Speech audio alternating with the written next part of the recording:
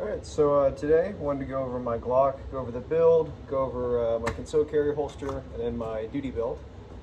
Starting off, this is a Gen 2 Glock 17 that I've done a whole lot of work to. So the first thing I did, first I'm going to go ahead and clear it so it is a safe firearm. The first thing I did was cut the grip down to a Glock 19 length. Like I said, this is originally a 17, and I have a Glock 17 mag to show how much was taken off of it. So you can see with the original Glock 17 mag, it's not that much different. It just offers a little more concealability whenever I'm carrying it in my concealed carry holster. This is a T-Rex Arms sidecar appendix. It's pretty good. I like this holster. I've used it for a couple of years. Starting with the other things that I've done with this Glock, currently at the moment it has a Gray Ghost precision slide, a Zafiri precision barrel. The trigger is, I'm trying to remember what trigger I put in this. I don't know. It's a decent trigger. It replaced the stock connector, so you can see a little.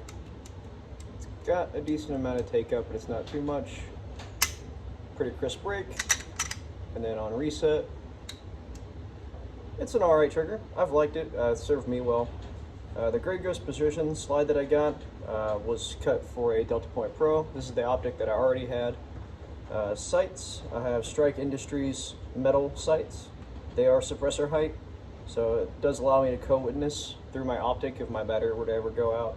But these batteries and these red dots, they last forever.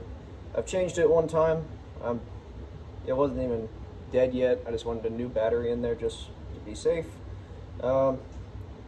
This gun, I haven't had any reliability issues with it. The one thing, if you did notice, whenever I do chamber around and there's no magazine, try to unchamber it and it drops to the magazine well. I don't really care. That's never really been a problem for me, but just something to be aware of. But yeah, this has been a great Glock for me. I've loved it so far. As far as my duty belt goes for this Glock, I have, and now I've started a video and I start forgetting all the brands that I got. This is a Gray Ghost gear belt. So it has an inner belt that you would loop through your belt loops, and then the outer one that you actually mount all of your equipment to. I've got 2 spare mags on this side. In this pouch, I've got just a multi-tool. This one's a Leatherman rebar. Then I've got a spare rifle mag right behind that, and then a collapsible dump pouch. Holster on this one is also a T-Rex Arms holster. This one is like a level 1, I think you would call it. There's no button release or anything on the left side.